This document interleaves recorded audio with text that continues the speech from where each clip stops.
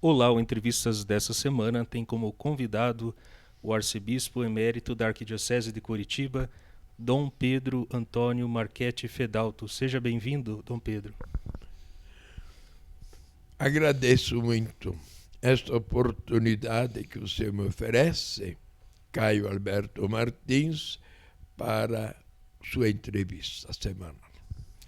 E o tema dessa semana é a história da Igreja Católica no Paraná. Dom Pedro, ao longo da sua trajetória, quais os momentos mais marcantes que o senhor avalia como momentos principais na história do catolicismo no Paraná? No momento, eu vejo que foi a visita do Papa São João Paulo II, que marcou a religião católica do pastor da Igreja Católica 6 de julho de 1980. Foi um fato inédito do Paraná receber o Santo Padre e, sobretudo, para que eles pudessem se encontrar com a etnia polonesa, uma vez que ele é polonês. Pois outros fatos marcantes que nós temos da Igreja do Paraná foi a visita de Nossa Senhora do Rocio a todas as paróquias do Paraná. O bispo de Paranaguá, Dom Alfredo Novak, quis preparar o ano 2000 com a padroeira do Paraná, indo a todas as paróquias do Paraná. Ele mesmo sempre ia à abertura nas 18 dioceses do Paraná. E depois a imagem percorria as paróquias de cada diocese. E assim ele incrementou a verdadeira devoção a Maria. Esta visita despertou muito o povo paranaense para crescer a sua fé, porque Nossa Senhora é como São João Batista, aquela que nos conduz a Cristo. Nossa Senhora não é ela mesma o termo final. Ela sempre nos leva a Jesus Cristo e Jesus Cristo, por sua vez, a Deus Pai. Outro fato importante no Paraná foi a congregação mariana. Os marianos no Paraná eram muito fortes. Agora eles acabaram de completar 100 anos, os marianos da Catedral. Eles já foram 354. Hoje é um grupo muito reduzido.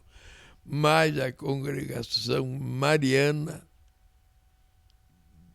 de Curitiba e do Paraná era um destaque, sobretudo no congressos eucarísticos. O primeiro congresso eucarístico foi o provincial em 1953.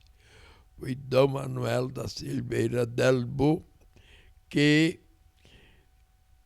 realizou este congresso para comemorar o centenário da emancipação política do Paraná. E os congregados marianos, que eram numerosíssimos, deram um grande destaque para este evento eucarístico. E o segundo congresso foi o de 1960, que era um congresso nacional. E para este congresso vieram congregações marianas de todos os lugares, e no encerramento, no dia 8 de maio, havia 243 bandeiras de congregados marianos. 1939, quando fizeram os 25 anos da Congregação Mariana da Catedral, trazendo pela primeira vez a imagem de Nossa Senhora do Rocio a Curitiba. Um outro grande evento foi em 1964, quando o Padre Peyton fez a grande cruzada do Rosário em família. Família que reza unida, permanece unida.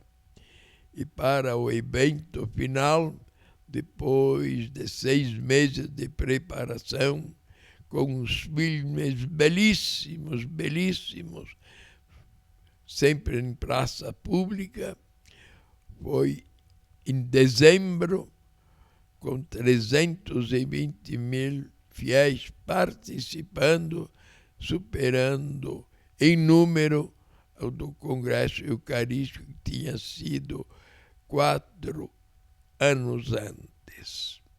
Outros grandes eventos religiosos na Igreja do Estado do Paraná, como foi o crescimento das dioceses. O Paraná, ele é um estado daquele tempo último, não hoje, porque hoje há estados novos no norte do Brasil, Mato Grosso, e os grandes acontecimentos eram sempre quando era criada uma nova diocese. Consta que quando foi criada a Diocese de Curitiba, a 27 de abril de 1892, foi um acontecimento muito forte. Mas o acontecimento mesmo que marcou a época foi quando chegou o primeiro bispo, Dom José de Camargo Barros, que ele vinha de São Paulo. Foi um bispo de uma grande visão no Paraná, muita visão, porque ele conseguiu, ele era o bispo do Paraná e Santa Catarina, visitar em 9 anos todas as paróquias daquele tempo, porque o norte do Paraná era muito pouco habitado naquele tempo. E ele conseguiu fundar o seminário. Ele dizia: a igreja precisa de um seminário. E por isso, antes de passar o mês de sua posse, ele fez uma reunião e disse: é preciso que nós formemos os nossos padres. E realmente inaugurou o seminário a 19 de março de 1896, esse seminário que existe até hoje. E hoje nós temos esta 5ª casa aqui. A primeira foi na Comendador Araújo, a segunda foi no bairro do Seminário, onde hoje existe o Colégio Marista Paranaense. O terceiro foi também no bairro do Seminário, Avenida Nossa Senhora Aparecida. O quarto foi na Cúria Metropolitana, porque a Santa Sé exigiu a separação dos ginasianos leigos dos seminaristas. E a 5ª é onde nós nos encontramos neste seminário de Orleans, que é um monumento de grande valor, construído este último por Dom Manuel da Silveira Dalbo, que veio de Itu, praticamente do mesmo lugar do primeiro bispo, era em Indaiatuba, mas pertencia a Itu. Então o seminário foi um grande evento que ele fez. Depois, ele também introduziu o catecismo. Ele dizia que os catequistas devem ser bem preparados, com uma aula vibrante, para que os catequizandos frequentem as aulas e aprendam. Hoje, quando se fala da pedagogia e da psicologia da catequese, parece que a descoberta do ovo de Colombo, quando o primeiro bispo já dizia isto. Foi um bispo também da comunicação. Naquele tempo ele fundou o jornal católico A Estrela, que tinha professores, padres que escreviam nesse jornal A Estrela. Ele também se preocupou muito com as obras sociais e por isso ele fundou a Conferência Vicentina. Ele também conseguiu que todas as paróquias daquele tempo escrevessem a sua história e a partir destes elementos consegui em 1956 a 58 escrever o livro Arquidiocese de Curitiba na sua história. Por isso foi um bispo que se destacou muito em Curitiba, foi transferido para São Paulo, foi a Roma para a ordenação episcopal de seu colega Dom José Homem de Melo, que foi nomeado primeiro arcebispo de Belém do Pará, e na volta houve um naufrágio, ele veio perecer, e o arcebispo de Belém se salvou daquele naufrágio em 1906. Depois, evidente, fatos, Dom Duarte foi o segundo bispo, muito letrado, e fez uma encíclica muito importante defendendo a família contra o divórcio, que teve renome nacional naquele tempo. O terceiro bispo e primeiro arcebispo foi Dom João Francisco Braga. Ele era o arcebispo diplomata, porque ele tinha sido instruído e formado com seu pai, que era diplomata na Alemanha. E ele era o arcebispo que, com grande influência junto a Dr. Caetano Munhoz da Rocha, naquele tempo o estado pobre, o presidente, isto é, governador hoje, presidente naquele tempo, construiu grandes obras para a saúde do Paraná, na Lapa, o Sanatório São Sebastião para os tuberculosos, porque naquele tempo muito tuberculoso morria, em Piraquara, Hospital de Dermatologia, isto é, hoje que não se usa muito esta palavra, hoje se usa a palavra ancenianos, mas é leprosos, que chegou a ter 400 leprosos internos, que quase nunca se saravam, porque a medicina daquele tempo não era tão potente como a de hoje. Também foi construído o Hospital Oswaldo Cruz para as doenças contagiosas, o Asilo São Vicente de Paulo para os idosos, naquele tempo senhoras e homens, hoje só senhoras, que existe ainda e muito bem dirigido. Também fundou um educandário para meninos no Portão. Foi um período muito grande com este arcebispo, assim, grande orador também. Basta dizer que ele falou na instalação da Arquidiocese de Mariana, e foi aplaudido em pé, quando não era costume naquele tempo de aplaudir ninguém na igreja.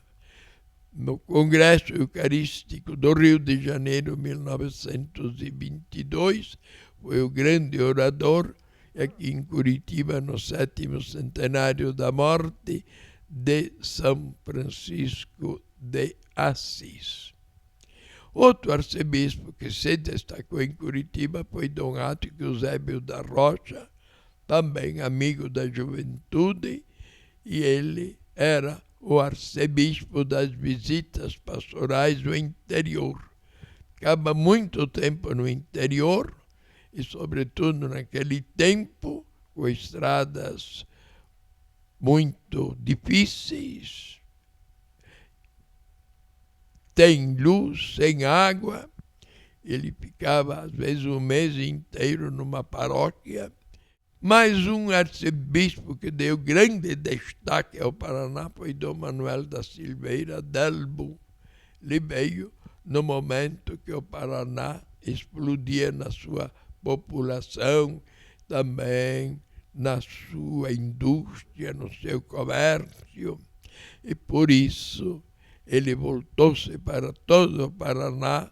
Foi ele que, junto ao Núncio Apostólico, criou as arquidioceses, hoje arquidioceses de Londrina, Maringá, mais perto de nós, Paranaguá, Guarapuava, Apucarana, Paranavaí, a eparquia ucraniana. Foi o arcebispo que fundou a Universidade Católica, que é uma potência hoje no Paraná. Foi o arcebispo que incrementou as vocações sacerdotais, fundando o Seminário Maior Rainha dos Apóstolos, porque não havia mais seminário maior de teologia desde 1917, de filosofia desde 1934, fundou o Seminário Maior Rainha dos Apóstolos, que foi no tempo áureo, recebendo todos os seminaristas do Paraná e um momento também os seminaristas de Santa Catarina. Por isso, Dom Manuel foi um grande homem que na Igreja do Paraná, com a sua visão, chegou a criar 53 novas paróquias. Depois também chamou congregações religiosas masculinas e femininas, e não havia nenhuma congregação contemplativa no seu tempo. Então ele chamou para Curitiba as Irmãs Sacramentinas, que estiveram na Avenida Iguaçu, junto à Igreja do Santíssimo Sacramento, as Irmãs Beneditinas, que hoje estão em Mandirituba, as Carmelitas, que estão em Guabirutuba, e as Irmãs de Sião Contemplativas, na saída para Paranaguá. Incentivou muito a vida religiosa profunda, conseguiu a concessão de 6 rádios, a rádio primeiro Santa Felicidade, depois Paraná, que é hoje continuada com o padre Reginaldo Manzotti. A rádio É Preciso Evangelizar. Depois as rádios de Legendária da Lapa, Ipiranga de Palmeira, Iguaçu de Araucária, rádio em Paranaguá, em Antonina. Fundou o jornal naquele tempo Voz do Paraná, que hoje continua com o nome Voz de Igreja. Foi um arcebispo que, de fato, se destacou no Paraná e, podemos dizer também, em nível nacional. Assim, em poucas palavras, temos esta história da Igreja do Paraná. Eu já faz 8 anos que dou esta aula aos seminaristas do curso de filosofia. Então, Dom Pedro, como que o senhor avalia a situação da Igreja na atualidade? Falando de modo específico do Paraná. Meu caro Caio, a Igreja do Paraná, ela também caminha junto com toda a igreja do mundo. Junto com a igreja do mundo, nós tivemos, a partir do Concílio Vaticano II, uma grande renovação da igreja. Ela então atingiu a América do Sul, que se organizou e fundou o CELAM. Hoje não chama mais CELAM, Conselho Episcopal Latino-Americano. Hoje chama mais a Igreja da América Latina e do Caribe. No Brasil, em 1952, um Helder Câmara foi uma grande personalidade que conseguiu a CNBB, que a CNBB é o organismo do Brasil para que os bispos caminhem juntos, tratem dos assuntos comuns de toda a igreja juntos. E depois o Brasil foi dividido em regionais, que hoje são 18. E o Regional do Paraná se chama Regional Sul 2, que vai comemorar 50 anos de jubileu de ouro, agora no fim de setembro. O Concílio Vaticano II, então, trouxe toda uma renovação da igreja, porque a igreja até o Concílio Vaticano II era uma igreja muito hierárquica.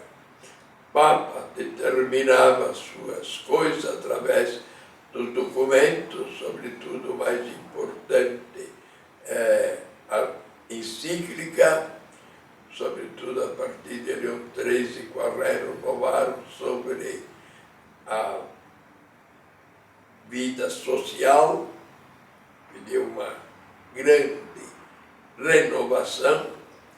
Depois, sempre até o Concílio Vaticano II, quando veio o Papa João XXIII, todo mundo se assustou, porque ele sucedeu a Pio XII, que era um Papa muito ilustre, muito sofrido também por toda a guerra, por causa do nazismo e depois do comunismo. E João XXIII, que tinha estado no Médio Oriente, ele viu que a igreja devia mudar de rumo.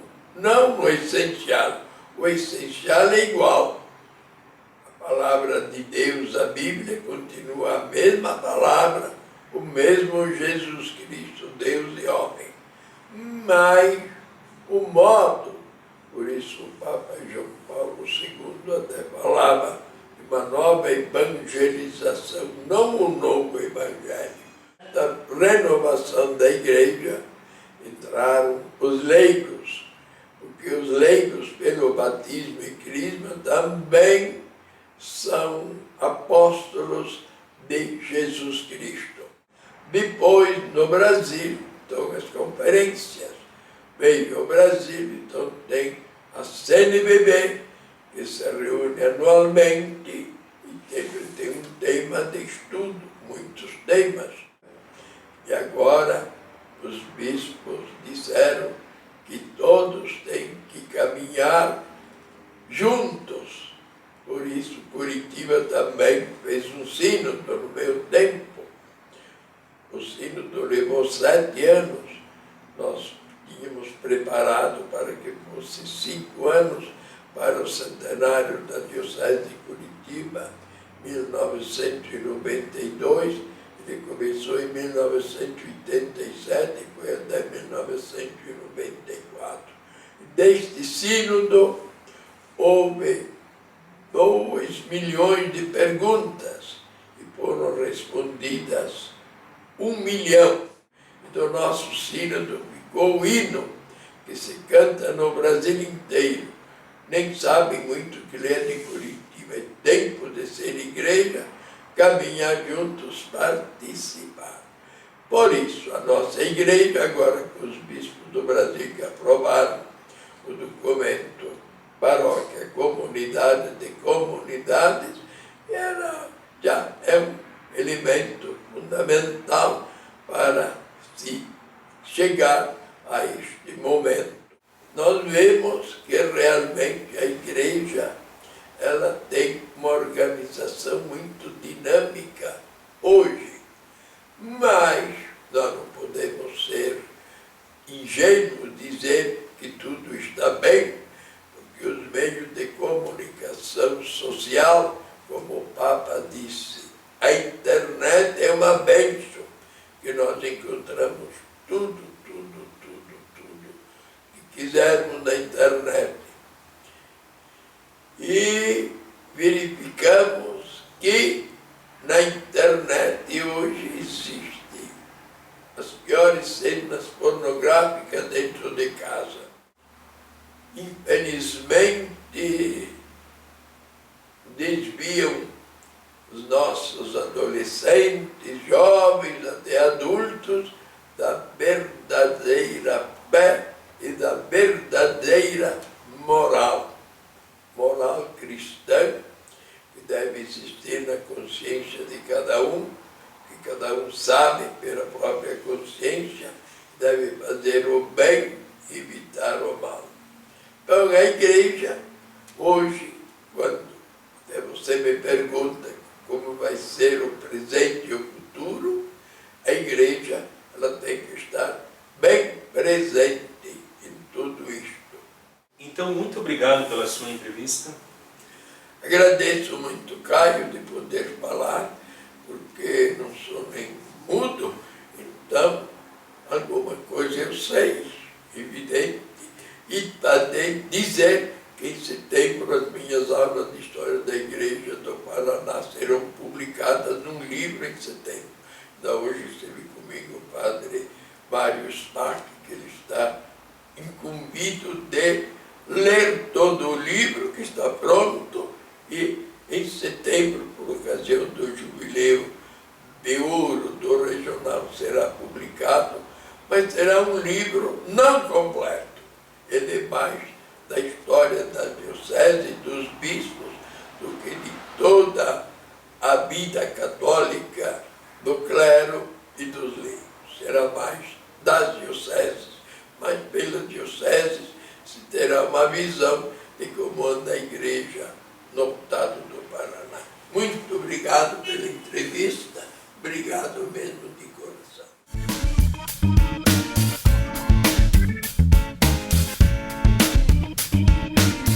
Se você gostou desta entrevista, clique em gostei logo abaixo do vídeo e ajude-nos a divulgá-lo. Aproveito para convidá-lo para acompanhar as novas entrevistas que serão publicadas neste canal. Para acompanhá-las, clique na palavra inscreva-se que você vê aí na tela.